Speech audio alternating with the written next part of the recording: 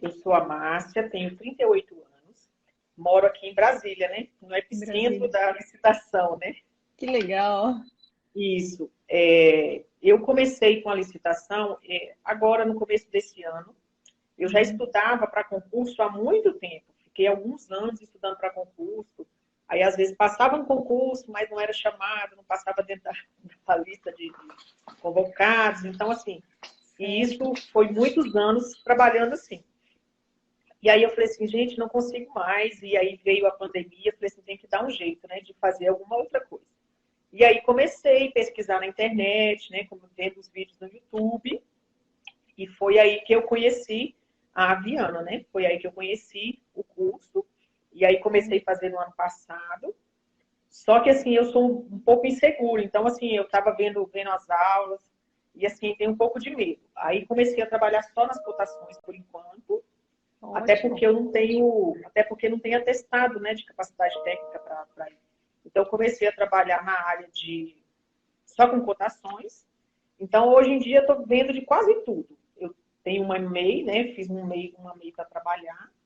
Então, hoje em dia, vendo quase tudo, né? Eu fiz um KINAI bem variado. Então, assim, vendo de tudo um pouquinho.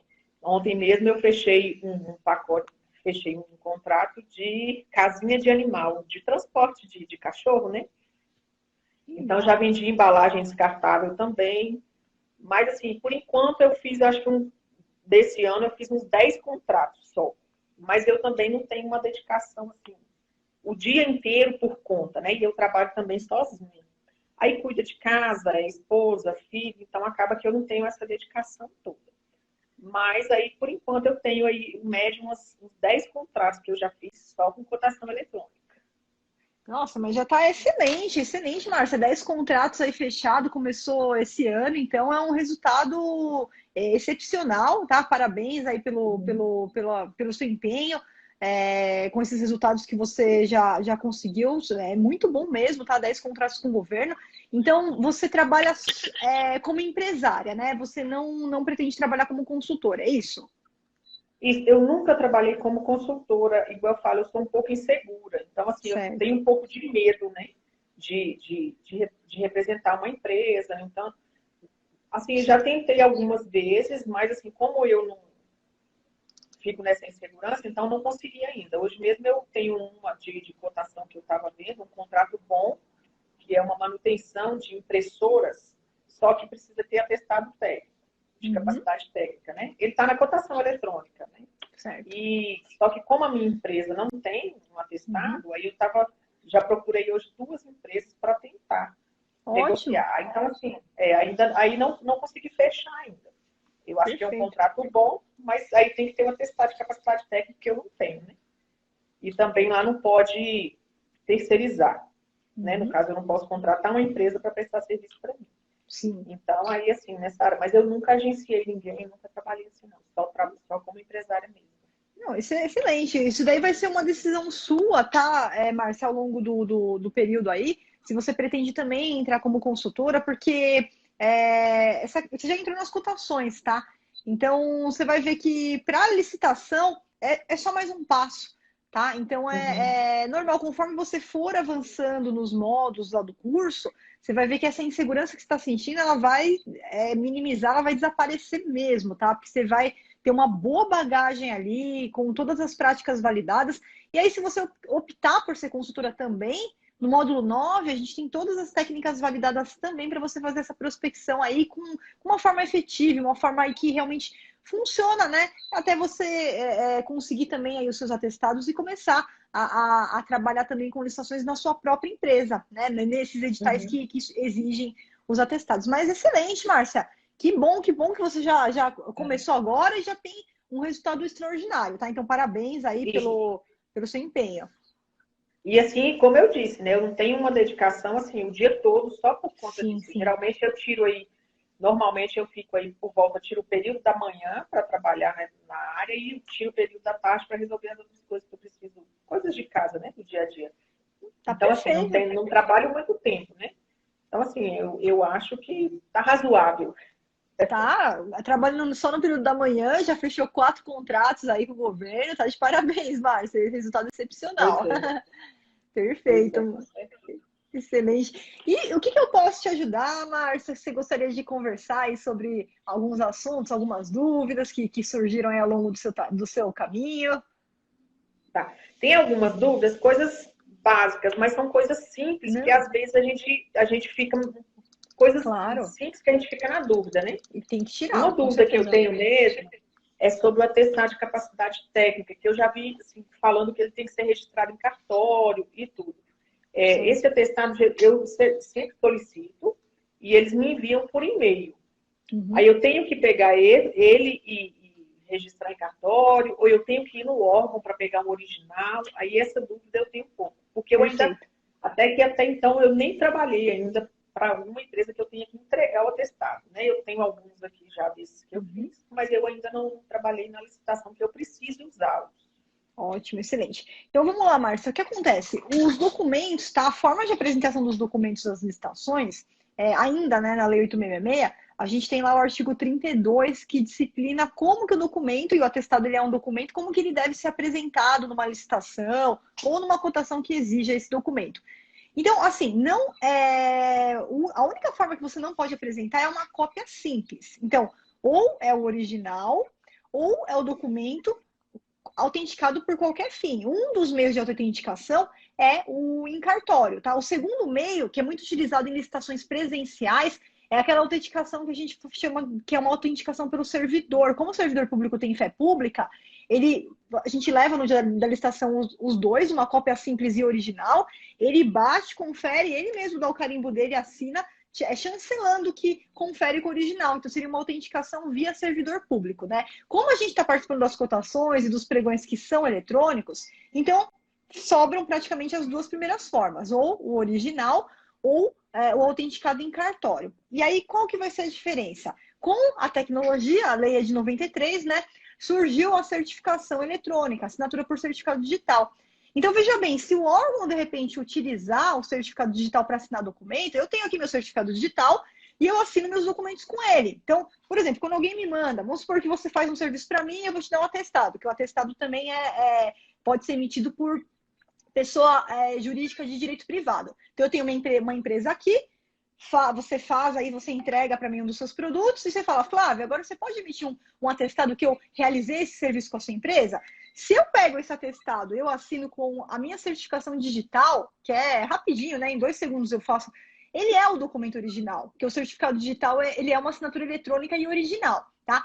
O Uhum. problema é se eu vou lá, faço uma assinatura, né, no documento, o documento original está aqui, e aí eu pego e digitalizo esse documento, tá? Tem até uma legislação que surgiu, agora eu não vou lembrar de cabeça o número da lei, mas depois, se você quiser me mandar uma mensagem na plataforma, eu te passo o número da legislação, regulamentando formas de assinatura, né? Formas de assinatura que deveriam ser aceitas pela administração, tá? Mas para você não ter problema, para não chegar lá na hora e alguém criar caso, né, que você está apresentando uma cópia simples, então o que eu indico para você? Primeiro, se o órgão assinar digitalmente, certificado digital, ele é o documento original, não tem o que se falar. Aquele documento que está eletrônico no seu computador, ele é o original. A assinatura dele é válida para fins da própria internet, tá?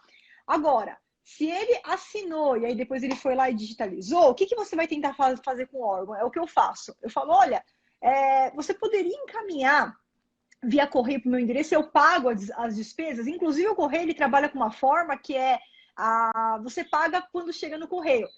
Tem uma modalidade que a pessoa, despachando pelo correio, colocando a seu cargo, né? Custo irrisório. Você vai no correio e aí você retira o seu documento e você paga lá na hora. Tem essa modalidade só para assim, evitar que o órgão traga algum problema. Geralmente, tá? Quando eu peço pelo correio e eles mandam, acho que uma vez na vida só que eu usei essa modalidade. Do resto, eles mandaram, não me cobraram nada, né? Eu envio lá de uma Ok. cartinha ali, né? Então, Uhum. por isso que o que é importante você primeiro tentar pedir, falar, olha, é o seguinte, eu preciso de um atestado, ele precisa ser original, porque eu quero tirar algumas cópias aqui autenticadas no cartório, se não for a assinatura por certificado digital, tá? Você poderia encaminhar também para o meu endereço, aí já manda o endereço completo, eu já mando isso no meu pedido. No meu atestado eu já mando no corpo do e-mail, ó, tá aqui o meu endereço, tá? Pode mandar na modalidade a cobrar, que eu pago aqui, eu vou no correio aqui da minha cidade, assim que chegar eu que pago a despesa, você não vai ter despesa nenhuma. Então, muitos órgãos, eles aderem a isso e eles encaminham, sem problema nenhum, tá? Flávia, já aconteceu com você do órgão assinar, digitalizar e depois não te mandar pelo correio? Já aconteceu. Já aconteceu. Aí a gente tem duas alternativas. A primeira é pegar no pé. Então, aí eu continuava ligando, continuava mandando e-mail, dava aquela cobrança de leve, né? Com o tempo você acaba até fazendo bons relacionamentos com o pessoal do órgão e eles acabam ajudando também, eles sabem da necessidade. Mas também já aconteceu comigo isso, e não foi com órgão público não, viu, Márcio? Vou te falar a verdade. Geralmente empresa privada que acontece isso, que eu vou lá, por exemplo, ministrei um treinamento, aí pediu atestado, o cara foi lá, mandou pelo e-mail e não me respondeu mais, não quis, ele não queria mandar pelo correio, de jeito nenhum. Aí que eu faço, Márcia? Eu uso, tá? Até que não aconteça de alguém reclamar, eu tenho uma pasta com todos os meus atestados, inclusive eletronicamente, todos eles ali digitalizados. E, assim, como são vários atestados, esse é mais um deles que eu deixo lá no meu arquivo. Por quê? Porque eu não dependo só desse atestado, né? Se de repente eu estou participando de uma licitação, eu não vou só com aquele que eu tenho cópia simples, né? Eu adiciono ele como um plus a mais, porque se não for aceito, na verdade é um adicional, né? É um atestado adicional que eu estou utilizando para mostrar capacidade, mas se precisar dos originais, de cópia autenticada, eu tenho aqui passando por esse processo, que é um processo na unha, tá, Márcia? É um processo na unha, porque como a gente não tem, a gente não tem na lei, assim, um artigo, olha, é obrigatório que ele te faça e que ele te envie pelo correio. Então, se de repente é um órgão próximo da sua casa, eu já cheguei a mandar até motoboy, quando era aqui em São Paulo, alguma coisa, não posso mandar motoboy, você deixa pronto? Que horas que ele pode buscar?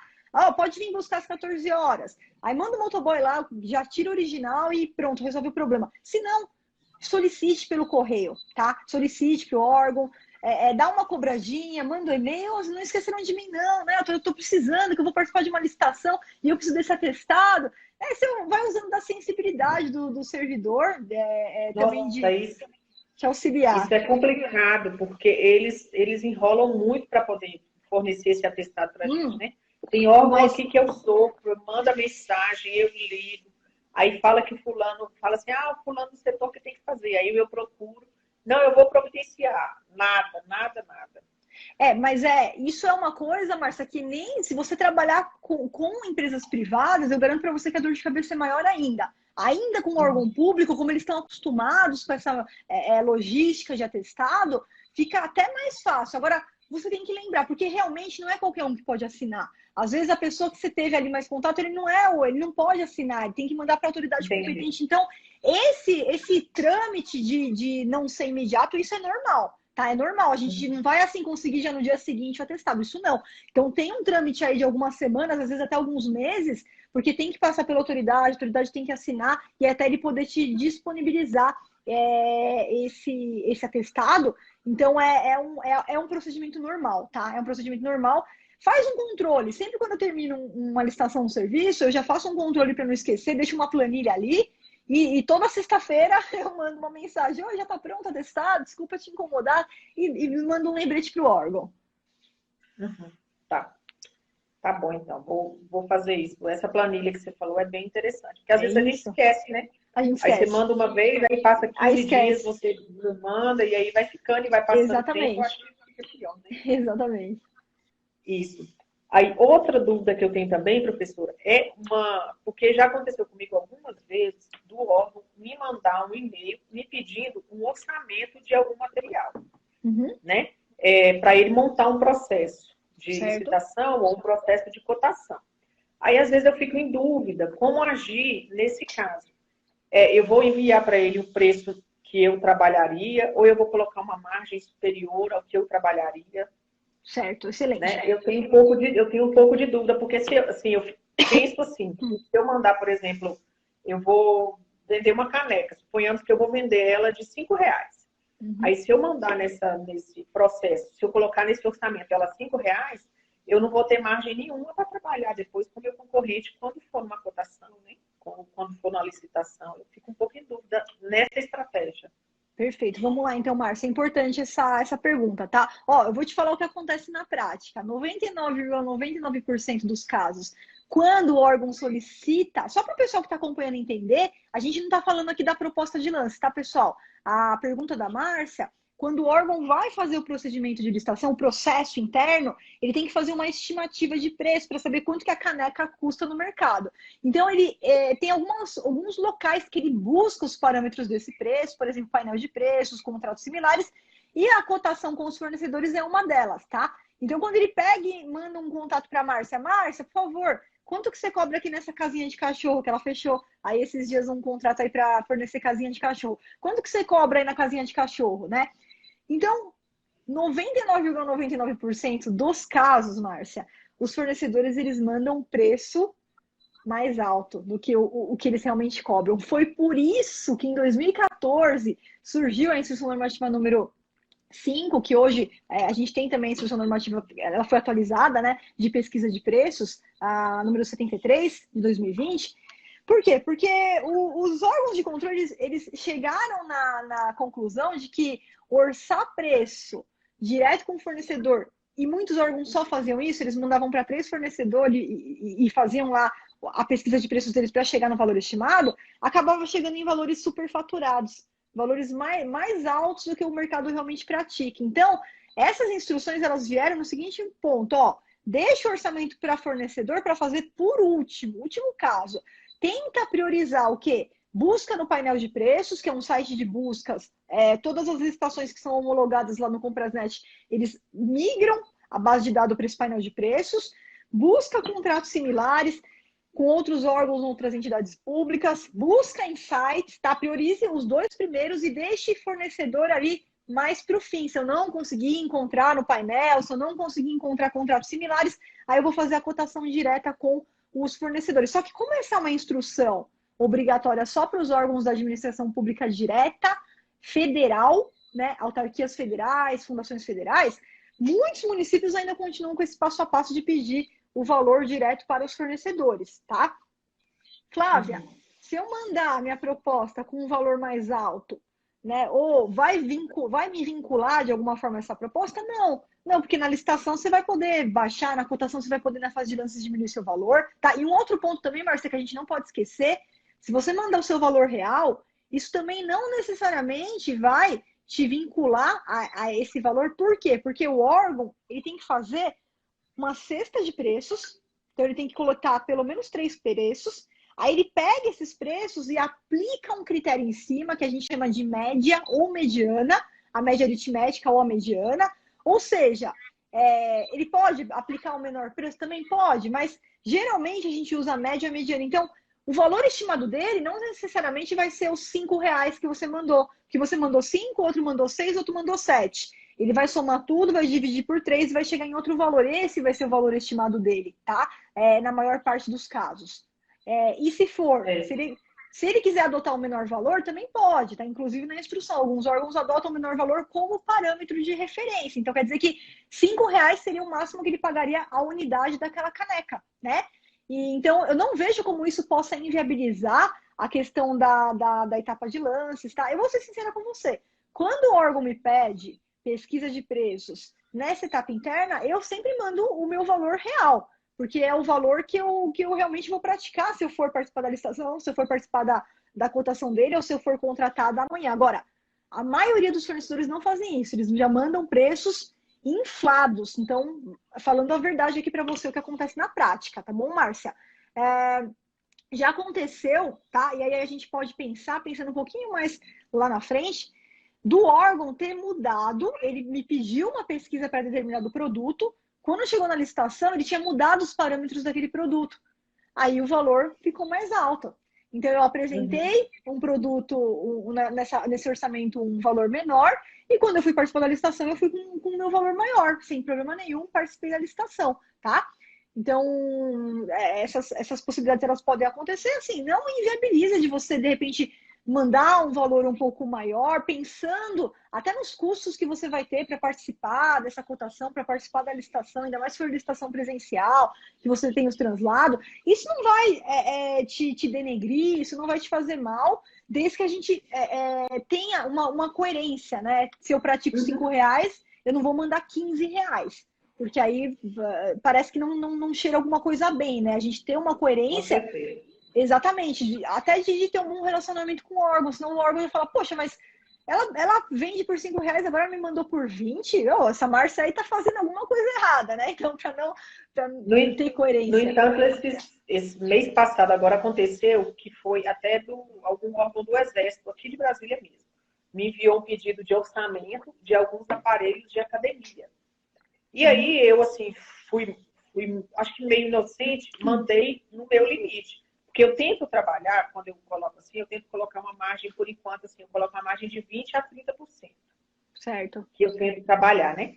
E aí eu coloquei na minha margem, coloquei 25%. Aí quando ele veio para a cotação, aí eu não consegui cobrir o preço. O pessoal colocou, e assim, na cotação, eles colocaram exatamente o meu valor. Eles pegaram o menor preço. Eles pegaram o menor. Exatamente o meu valor.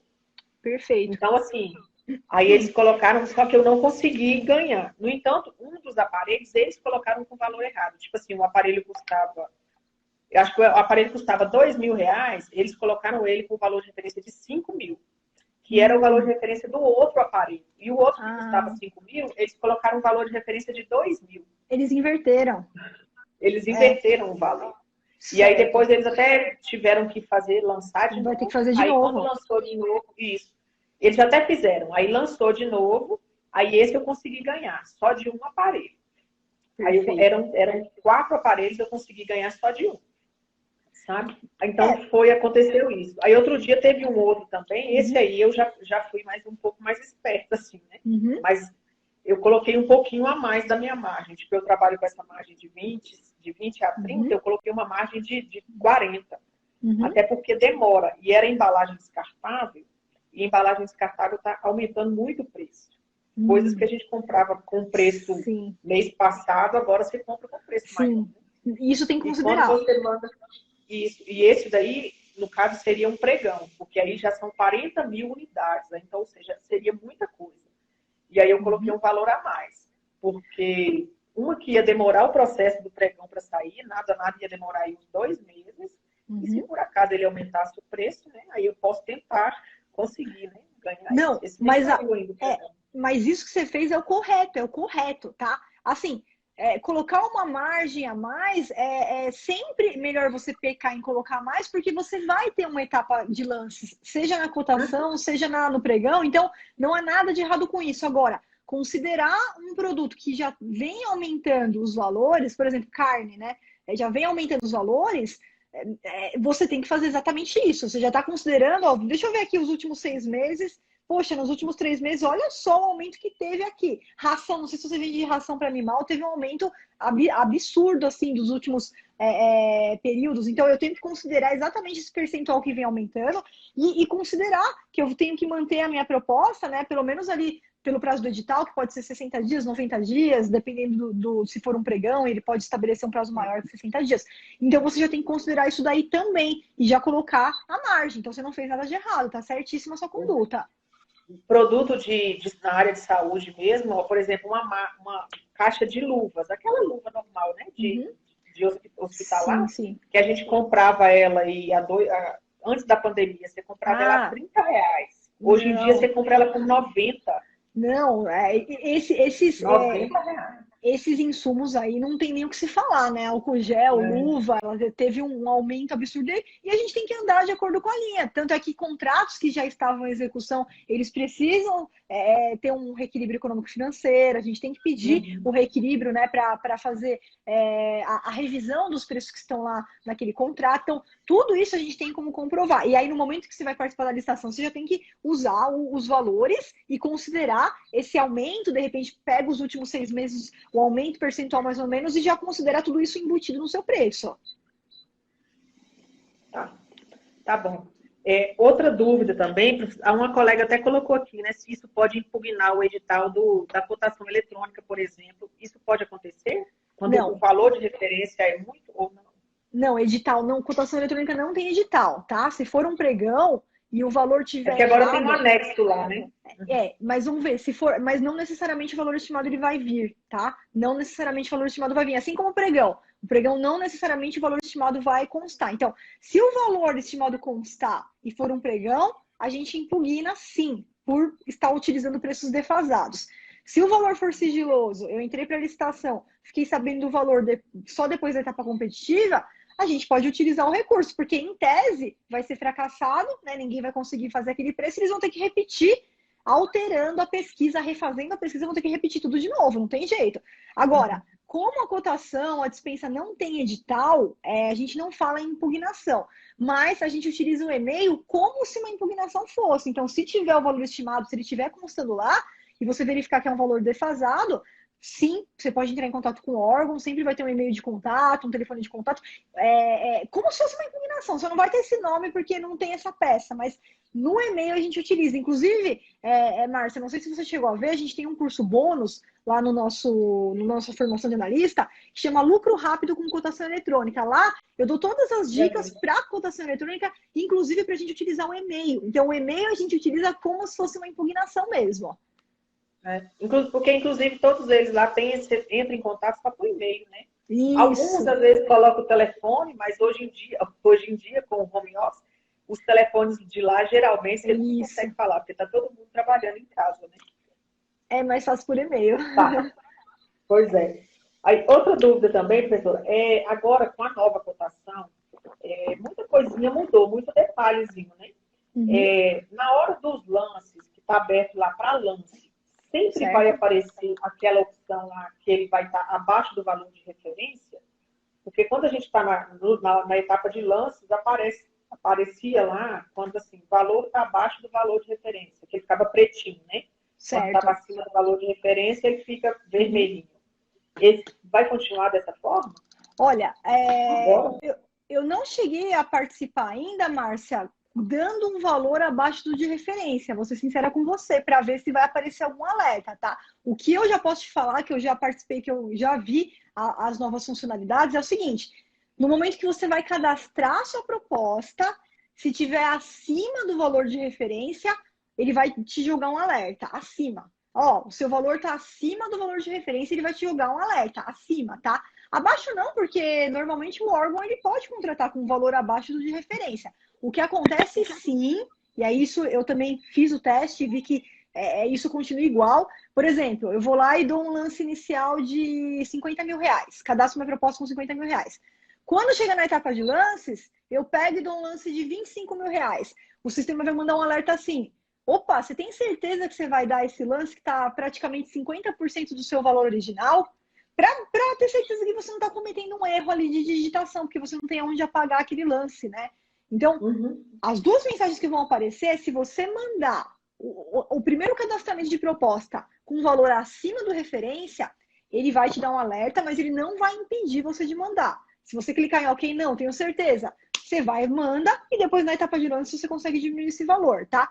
Mas o único alerta que eu tive agora, que eu consegui verificar, se você dá um valor assim muito abaixo do que o valor que você acabou de mandar. Então, ele te manda um alerta, tem certeza? Tá? E 50% abaixo do valor que você cadastrou, mas é referente ao seu valor, não ao valor do órgão, tá? O primeiro alerta só que eu vi essa funcionalidade vinculando ao valor estimado do órgão. Mas uma outra coisa também, Márcio, que a gente tem que ver, como a dispensa ela tem uma instrução normativa, número 67, né, que disciplina toda a matéria, ela trouxe uma novidade. A novidade, veja só, isso é novidade mesmo, é que o órgão ele pode fazer a pesquisa de preços concomitante com a dispensa. Então, como a dispensa ela não é uma licitação, na verdade, a dispensa a gente pode comparar até mais a uma forma da gente conseguir coletar aquelas propostas. Claro que vai ter um ganhador, mas o órgão ele tem hoje a possibilidade de fazer a pesquisa de preços concomitante com a dispensa eletrônica. Então, ele não necessariamente, mas ele precisa fazer uma pesquisa, fazer o processo, depois colocar no portal, depois virar, que nem é na cotação. Na cotação a gente segue lá o passo a passo. Na dispensa isso mudou. E aí, Márcia, o que vai acontecer? Às vezes, quando você for participar de uma dispensa, você vai entrar lá e vai estar assim, ó, o valor estimado zero. No Portal Nacional de Contratações Públicas você já vai ver lá, valor estimado zero. E às vezes a pessoa se assusta, como assim zero? Ele não vai me pagar nada? Não. É que ele vai fazer a pesquisa junto, concomitante com esse procedimento de dispensa. Então a gente nem tem ainda um valor estimado para ser incluído lá. E isso é uma novidade. No entanto, quando a gente entra agora, alguns órgãos não aparecem tipo porque geralmente aparecia o menor valor que já tinham sido enviado, né? O menor lance. E agora não aparece. Não aparece na etapa de lances. A partir do momento que for aberta a etapa de lances. Desculpa, lances não. Você cadastrou a proposta. É lance. Você cadastrou a proposta, aí você tem aqueles 3 dias úteis, que vai ficar só o cadastro da proposta, você só vai ver a sua, você não vai ver de ninguém. É só a sua. Mas só que tem alguns, professora, que eu não sei se a senhora já observou. Eu vejo porque eu mexo mais só com a cotação, né? Mas tem alguns que ele já abre a proposta e o lance no mesmo dia, no mesmo prazo. Eles não colocam, tipo assim, não está diferente. Na cotação. A proposta e outro horário para o lance. Tem alguns que ele já abre coloca o mesmo prazo para proposta e para lance. Porque o certo parece que quando está aberto só para lance, você não pode mais colocar proposta, né? Você só pode mudar o seu lance. Mas tem alguns que agora não muda. Isso, né? Não. Então, é diferente. Isso que você acabou de falar é na cotação. Então, a cotação... É porque fica tudo junto agora, Vai ficar tudo junto, exatamente. O que você tem que fazer? Quando você for participar, Márcia, em cima no cabeçalho vai estar escrito assim, ó, cotação. Se for cotação, é exatamente isso que você está acostumada. Que já começa junto. Cadastrou, já tá na etapa de lance. Agora, quando tiver assim, ó, dispensa eletrônica, aí não é mais esse procedimento. A gente tem os 3 dias úteis só para cadastro de proposta e o dia que começa o lance, às 8 horas da manhã em ponto. Quando começar o lance... Eu não tinha me atentado nesse detalhe. É que vai ficar tudo junto no mesmo lugar, então você tem que ver pelo título. Quando começar a etapa de lance agora na dispensa, você vai ter acesso ao menor valor e ao seu menor lance, que nem acontece no pregão. Isso. Sim. Não, então tá. Outra dúvida, professora, eu já até tentei, no pregão eu já tentei 2 vezes, mas eu não consegui por causa de preço. Como eu não trabalho com produto exclusivo, então, assim, eu não consegui ainda preço muito bom. Então, assim, eu não consegui ganhar por causa que eu não tinha preço para fornecer. Aí, uma dúvida que eu tenho é, quando no pregão eles mandam lá o modelo da proposta, que você tem que enviar e tudo. Obrigatoriamente, eu tenho que usar aquele modelo de proposta deles, ou eu posso usar um modelo de proposta, por exemplo, da minha empresa, que eu já uso normalmente? Perfeito. Olha, Márcia, eu vou ser bem sincera com você, tá? Eu sempre recomendo que você utilize os anexos daquela licitação da forma que está no edital. Por que eu tô te falando isso? Não tem, se você for ver assim, não tem sentido você não poder utilizar a proposta que você já usa. Só que é o seguinte, a proposta ela vem com alguns detalhes.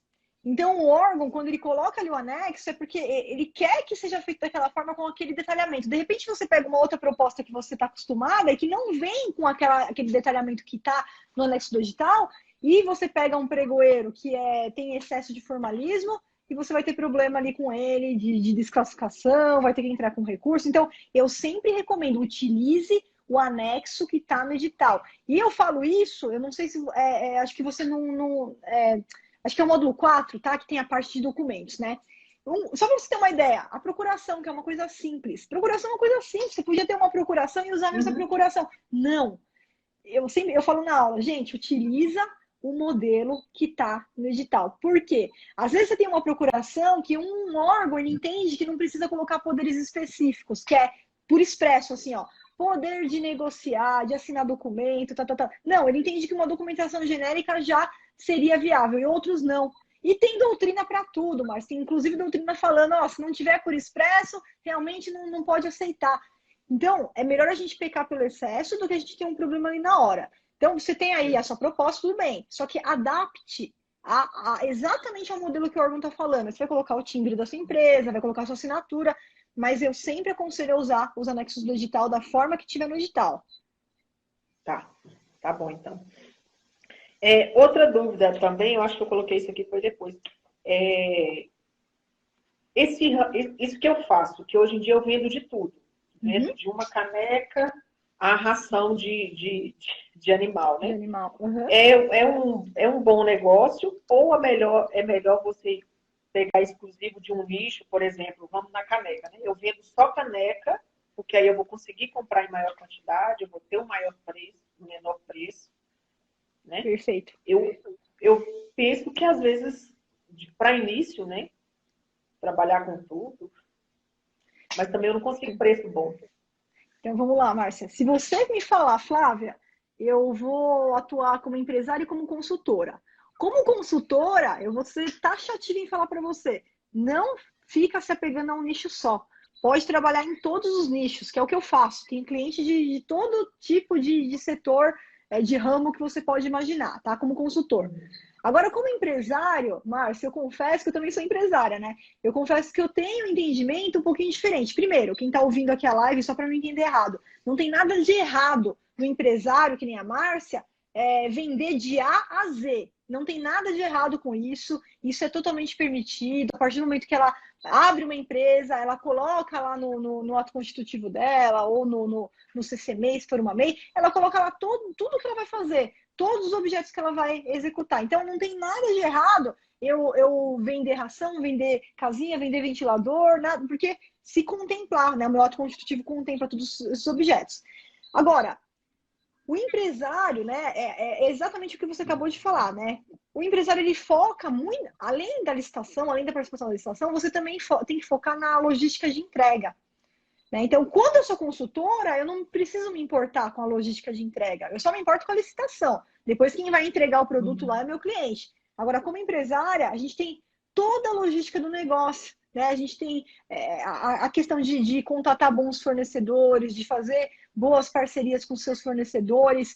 E realmente, quanto maior o leque, né? É até aquele jargão que a gente utilizava lá na faculdade de Direito, né? Que o advogado de todas as causas não era o advogado de coisa nenhuma. Aquele advogado que queria trabalhar no trabalhista, no civil, no penal, no administrativo. Então, eu acho que como empresário, seria interessante você não deixar o leque tão aberto exatamente para você conseguir estabelecer essas parcerias. Então, como empresária, eu tenho um nicho bem afunilado mesmo, né? Porque eu quero me especializar nisso daqui, né? Eu vou começar a vender só ar-condicionado, então eu vou ser a mulher do ar-condicionado.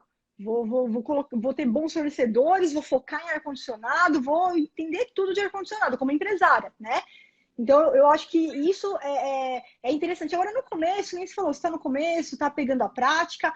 Aí, conforme você vai adentrando na parte de licitação, porque você vai buscar os atestados, como você mesmo falou, né? Então, talvez você sinta que o seu tempo ele vai ser melhor aproveitado se você fechar um pouquinho os seus segmentos como empresária. Mas amanhã, Márcia, se você quiser trabalhar como consultora, aí essa regra você pode esquecer. Como consultora, você pode pegar todos os nichos que aparecerem para você. Todos os segmentos. Tá? Porque acaba quando, igual eu trabalho com muita coisa, a gente perde muito tempo fazendo pesquisa. Isso. Igual às vezes eu fico eu fico ali em alguma cotação, alguma coisa. Às vezes eu fico ali 2 horas, 3 horas tentando fechar um produto mais em conta. Olha aqui em Brasília, olha fora de Brasília, tentando achar um produto com preço bom. E como você tá sozinha, aí você tem que considerar, Márcia, é o seu tempo, tá? O seu tempo realmente, se você for chutar para todo lado, você talvez não vai conseguir bons fornecedores, não vai conseguir bons contatos, estreitar essas parcerias de repente. Então, talvez seja interessante como empresária você selecionar uma quantidade um pouco menor de nichos para conseguir ter esses contatos também. Tá, ok. E esses sites pagos, professora, que tem aí de tanto da licitação, né? Igual tem o do Banco do Brasil, tem aquele outro também, acho que compras públicas, né? Que eu portal de compras, né? Aqui, sim. Portal de compras. E assim, eu vejo lá, tem hora que eu penso que às vezes seja bom, porque ele vai afunilar mais a quantidade de participantes, né? Por ser pago. Esses portais privados, tá? Eles são ótimos, não tem problema nenhum em você participar. A única coisa é que assim, ele tem um custo que eu considero um custo bem irrisório. Hoje, se você for ver lá o Licitações E do Banco do Brasil, você paga uma mixaria para usar 12 meses, sabe? 12 meses você paga uma mixaria, a primeira licitação que você ganhar já entrou nesse valor, mas não vejo nenhum problema em você participar das licitações também nesses portais, Márcia. É importante você fazer, de repente, um test drive antes. Dá uma olhadinha se tem ali os objetos que você costuma comercializar, se tem oportunidades. Por quê? Como o Comprasnet ele é o portal do governo federal, o órgão federal obrigatoriamente tem que usar o Comprasnet. Mas, diferentemente do que algumas pessoas pensam, tem gente que pensa que só o governo federal usa o Comprasnet. Não é verdade. Porque como o Comprasnet ele é de graça, né? Então, muitos municípios e estados de todo o Brasil utilizam também o Comprasnet, mas principalmente município, eles podem, de repente, optar por eu vou utilizar o portal de compras, vou utilizar o Banco do Brasil. Então, num segundo passo, eu acho muito importante você participar, tanto que lá no curso eu dou também o passo a passo do Banco do Brasil, porque tem muita oportunidade lá do Banco do Brasil, e realmente o custo vale muito a pena. Então, acho que você pode dar uma olhadinha, dá uma olhadinha nos editais, que geralmente a consulta do edital não precisa pagar nada, é tudo gratuito, você consegue baixar, dar uma olhadinha nas oportunidades, tá? E vale a pena sim, tá? Se tiver bastante licitações dos segmentos que você costuma participar também nesses portais, não vejo nada de errado, pelo contrário, né? É só bom e assim, um pouquinho por vez, né? Não precisa fazer o cadastro em todos os portais, que a gente tem centenas de portais aí e de repente não tem as oportunidades que você vai participar. Então, começa com o Banco do Brasil, que é um portal muito bom, seguro, né? Com várias oportunidades, muitos órgãos utilizam, que já é um portal bem antigo também, então tem órgãos vinculados lá desde o começo, né? Desde que surgiu o sistema. E depois você pode também participar dessas outras licitações nesses outros portais. Tá. E esses aí que eu estava vendo uma live que a senhora falou a respeito do... Parece que agora com a nova lei, eu não sei se agora na nova cotação, é a respeito do robô. Né? Esses sites aí que a gente paga para ter o robô de ficar lá do lance. E tem um site também, eu conheço um, mas eu não sei se tem mais, que ele tipo faz um filtro enorme da licitação, né? Que eu fico pregando. Você coloca lá, você quer uma licitação, que você quer uma cotação eletrônica, por exemplo, que está quase ficando deserta, só você colocar lá que ele vai te dar todas. Ele filtra tudo, né? Mas só que a mensalidade também é um pouco alta. Por isso agora, que... esse robô... vamos lá, o robô, como é que vai funcionar? Márcia, o robô, ele foi previsto também na Instrução Normativa número 67, da dispensa eletrônica. Então, existe hoje? Não. Porque o governo federal, ele tá por aqui, né? Primeiro para fazer todos os regulamentos que eles estão fazendo lá, desenhando na nova lei de licitações, e essa entrega de todos os sistemas que eles estão fazendo, PNCP, sistema de dispensa eletrônica. Então, o que eles já combinaram? Que eles vão fazer algumas entregas. A primeira versão da dispensa eletrônica já está no ar e já está funcionando. Essa primeira versão não tem robô. A pretensão é que o robô ele venha a partir do ano que vem, em meados de fevereiro, se der tudo certo, nada que de repente possa atrasar essa data, né? Então a gente vai ter que ver como que vai funcionar na prática, mas o que foi prometido lá pelo pessoal do Comprasnet lá, é que eles iriam disponibilizar, de acordo com a instrução número 67, você vai lá e você cadastra qual que é o mínimo que você quer chegar. Então, eu estou vendendo a caneca por R$5, é o mínimo que eu vou chegar. Mas eu vou cadastrar minha proposta em R$10 e no robô eu vou pôr 5 e vou colocar intervalo entre lances. E aí ele mesmo vai dando os lances até chegar, se precisar. Se não precisar chegar no 5 que você está sem concorrente e fechar no 7, ele vai fechar no 7. Então, isso que foi a promessa. Só que a gente vai ter que ver na prática e realmente como é que vai funcionar, né? E quando isso vai funcionar. Então, para esse ano, com certeza não. Para esse ano não vai ter essa possibilidade, né? Agora, avisos de edital. Flávio, você acha bacana fechar com empresas que fornecem avisos de edital? Eu falo, então, lá dentro do nosso treinamento, inclusive, o seguinte... Primeiro passo para quem está começando, eu não acho viável você ter uma mensalidade, porque são mensalidades muito altas, né, geralmente. não acho necessário, tá? Tem aluna minha, tem várias alunas, não é só uma, que elas são analista master de licitações, faturando acima de 10 mil reais por mês, já passaram dos 10 mil reais faz tempo, e elas não têm assinatura com nenhuma dessas empresas que fazem aviso. Elas fazem a seleção no portal, né? Exatamente como a gente faz lá no curso no Comprasnet, elas fazem a seleção e não sentiram necessidade. Então é assim, Flávio, tô com 20 empresas aqui, né? Será que seria interessante eu fechar com alguma empresa que me manda o aviso? Então, isso vai conforme o seu tempo, né? A sua disponibilidade.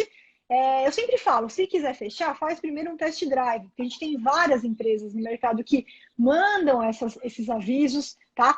Faz um test drive, todo mundo tem test drive lá, 7, 14, 30 dias. E aí depois você vê qual que você gostou mais. Mas no momento que você está começando, Márcia, eu acho que não há necessidade agora. Veja, você está trabalhando só um determinado período do dia, né? Está tirando ali um tempinho pela manhã. Já ganhou 10 contratos. Quer dizer, você está conseguindo selecionar excelentes oportunidades. Então, eu acho que depois que você chegar no momento que você fala, agora eu quero focar 100% só na participação da licitação, vou pegar também clientes de consultoria, vou focar só na participação de licitação e não vou mais perder tempo buscando edital. Aí tudo bem, eu acho muito válido você fazer um test drive e fechar com essas empresas que mandam esses avisos, tá? E para mim, Márcia, desculpe aí quem está ouvindo, mas para mim, a nova lei de licitações, ela vem com um ponto muito positivo em relação a isso, porque o Portal Nacional de Contratações Públicas vai ser o Google das oportunidades. Eu entrei hoje mesmo e vi que a pesquisa lá, ela é muito rica, né? Você pode filtrar de várias formas, né? Não, e tem muito mais. E tem muito mais.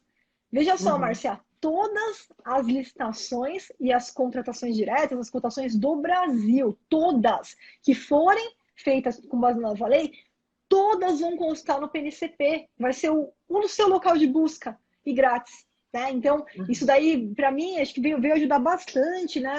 Tanto o empresário quanto o consultor. A gente vai ter um site, né, que todas as oportunidades vão estar lá e vai estar o edital inteirinho. Não é só o aviso da licitação, você vai ter aquele resumo, né, para você ver se te interessa, interessou, você entrou, vai estar o edital inteirinho ali na sua mão. Então, aí já tá vai... muito bom mesmo. Muito bom mesmo. Então, todos, governo federal, governo estadual, governo municipal. Então, o PNCP com certeza vai ser o site daqui para frente mais visitado. Mas a gente não pode esquecer, principalmente o pessoal que está ouvindo aí, que a gente ainda tem a Lei 866, a Lei 2520, todas elas funcionando até 1º de abril de 2023. E aí cai exatamente na nossa conversa dos avisos do edital. Então, assim, Márcia, eu acho que nesse momento, talvez, não haja necessidade de você fazer isso agora. Você ainda está nas cotações. Começa a participar, vai para a licitação, vai prospectando essas oportunidades. Aí, se amanhã você sentir essa necessidade, faz o test drive, porque aí te economiza tempo na busca dos editais, tá? Isso eu acho interessante. Tá bom. Agora, então, uma última dúvida, professor, o certificado digital. Eu tenho meu certificado digital, vence agora sexta-feira, que eu fiz de uma empresa X. Tá. Eu posso mudar o meu certificado, mudar a empresa, mudar de empresa do certificado digital? E aí agora eu quero. Entrou uma ligação. Conseguiu ouvir? Aqui, desculpa. Você quer mudar a empresa, o CNPJ do certificado digital? Não, eu quero mudar a empresa que me forneceu o certificado digital. É só você tirar um novo certificado digital com essa nova empresa. Sim. É porque aí a empresa que eu contratei depois para me fornecer a nota fiscal, ela também trabalha com certificado digital. Então, assim, para facilitar, para ficar só uma empresa, aí eu tenho que mudar. Ele vence, eu acho que é sexta-feira agora, e eu estava um pouco em dúvida se eu podia fazer essa mudança. Você não precisa nem esperar vencer. Vamos supor, eu tenho a CertSign, que tira os meus certificados. Aí amanhã eu faço um contato lá, não sei se com outra empresa que faz certificado digital. Não tem problema, eu posso tirar um outro certificado digital. Eu mesmo tenho 2 certificados digitais ao mesmo tempo no meu nome, porque Eu comprei o token e outro eu coloquei em nuvem, que eu às vezes preciso mandar para alguém alguma coisa, eu já deixo um ali em nuvem para eu enviar. Então, tenho 2 contratos digitais no meu nome ao mesmo tempo. Na minha empresa, tem um que está vigente, que só vai vencer daqui a um mês, eu já tirei o outro agora. Então, não tem problema nenhum. Você já pode tirar amanhã mesmo, você já pode combinar e tirar um novo certificado digital. Não tem problema bater um com o outro, não. Tá. E o certificado digital é a mesma coisa que a assinatura digital? É uma das funções, porque o certificado digital ele é a sua identidade digital. Então, além de você utilizar ele para, por exemplo, o acesso, né, quando a gente vai fazer o acesso lá no CICAF, sendo uma grande empresa, ele bate assim, como se fosse sua identidade, ele bate e fala, opa, tá certo, essa daqui é a empresa da Márcia, essa daqui é a Márcia, ela que tá aqui. Por isso que ele é todo armazenado, tem todo o processo da gente fazer a configuração da máquina que vai receber ele, né? E você também pode usar ele para assinar documento. Você baixa o Adobe DC, se eu não me engano, DC. Quer ver? Deixa eu ver se eu tenho ele aqui no meu computador. Isso, é Adobe Acrobat Reader DC, D de dado, C de casa. Essa versão do Adobe, que é gratuita, quando você entrar nela, você vai lá em ferramentas, certificado digital. Ferramentas, certificado. Pronto, ele já vai puxar os certificados que você tem. Peraí, não é certificado, não. É ferramentas. Deixa eu ver aqui. Ferramentas. É certificado. Aí você vai estar assim, ó, assinar digitalmente. Aí você vai selecionar, ele vai fazer uma assinatura, vem seu nome, vem o CPF, vem o dia, o horário, a data que foi assinada, e aquilo lá é a sua assinatura. É como se você estivesse pegando um documento aqui, assinando aqui, e é o original, tá? Ele vale como assinatura original. Eu sempre fico assinando aqui, aí digitalizo para poder enviar. Não. Manda bala no certificado digital, ó, em 2 segundos. 2 segundos. Às vezes chega contrato aqui de 50 páginas. Tem que rubricar todas as folhas. Tudo. Um minuto a gente já terminou de selecionar, já assinou tudo lá, rapidinho. Bom saber, olha aí, uma coisa tão simples e eu não sabia. Mas que...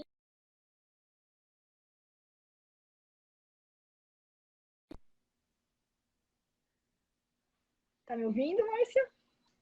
Voltou. Tinha travado, agora voltou. Tá.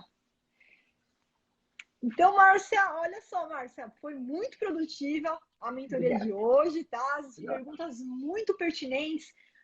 Tenho certeza que todo mundo que acompanhou e quem vai acompanhar depois aí vai auxiliar muito, né, essas dúvidas que você trouxe aí. Então, obrigada aí pela sua contribuição. Foi um prazer enorme conversar com você. Prazer foi meu. Estava aqui morrendo de medo. Não, imagina. Então tá bom. Tá bom, professora. Muito obrigada, viu? Imagina, Márcia, eu que agradeço. Manda notícias lá no portal, tá? Vai me falando aí das suas conquistas lá pra gente comemorar juntas, tá? Tá bom. Tá ok. Se você participar das licitações, também me avisa. Tá ok. Obrigada. Obrigada, Márcia. Até mais. Boa noite, pessoal. Até a nossa próxima mentoria, então. Tchau, tchau.